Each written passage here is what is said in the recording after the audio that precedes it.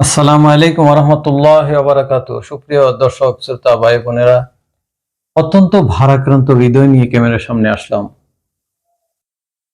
আগের দিন সকালে গ্যাসের সিলিন্ডারের থেকে বের হওয়া গ্যাসে দগ্ধ হয়ে আমাদের ছোট ভাই জাহাঙ্গীর, ভাইয়ের স্ত্রী এবং শিশু মেয়ে তিনজন মারাত্মক দগ্ধ হয়েছিলেন। আর মধ্যরাতে জাহাঙ্গীর ভাই পৃথিবীর মায়া ত্যাগ করে চলে গেলেন।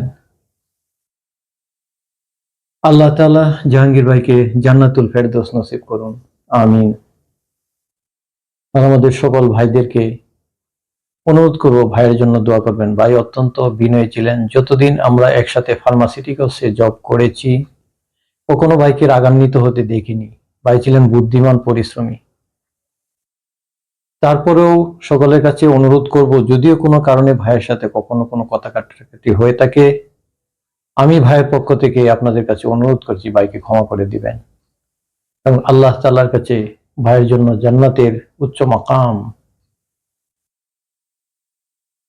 দোয়া করবেন,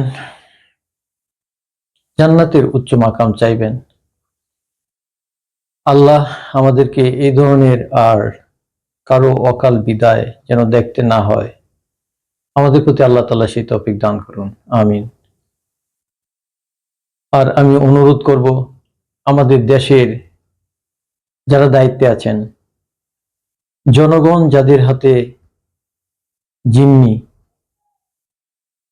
আমাদের দেশের জনগণ যাদের দিকে চেয়ে থাকে, তাদের প্রতি অনুরোধ করব, প্রতিনিয়তই সারা দেশে ঘটে যাওয়া এই ধরনের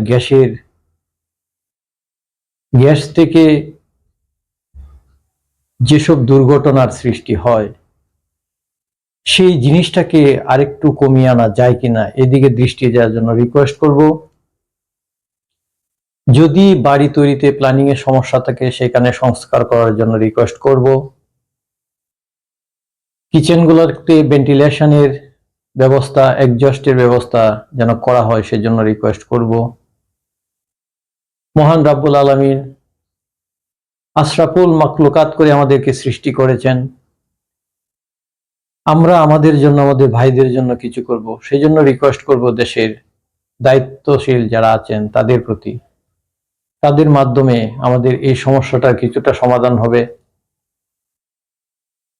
গ্যাসের সমস্যা বা গ্যাসের এই ধরনের দুর্ঘটনার জন্য অ্যালার্ম সিস্টেম বা কোনো ডিভাইস জাতীয় কোনো কিছু ব্যবহার করা যায় কিনা, সেটার দিকে দৃষ্টি রাখার জন্য রিকোয়েস্ট করব। ভাইয়ের মতো এই ধরনের অকাল মৃত্যু আমরা দেখতে চাই না। আমরা আল্লাহর কাছে দোয়া করব, ভাই এবং ভাইয়ের নিকট আত্মীয় এবং সুখ সন্তত পরিবার এই কষ্ট যেন সহ্য করতে পারেন, আল্লাহ তাআলা সেরকম তৌফিক দান করুন। আমরা ভাইয়ের জন্য আবারও দোয়া চাইছি সবার কাছে। আমার কথায় কেউ আঘাত পেয়ে থাকলে ক্ষমা করবেন, আমার জন্য দোয়া করবেন, ভাইয়ের জন্য দোয়া করবেন। ভাইয়ের স্ত্রী, সেও গুরুতর অসুস্থ, শিশু বাচ্চাটাও আশঙ্কাজনক, সবাই দোয়া করবেন। এরকম দৃশ্য যেন আর কখনো দেখতে না হয়, আল্লাহ তাআলা আমাদেরকে সেই তৌফিক দান করুন। আসসালামু আলাইকুম।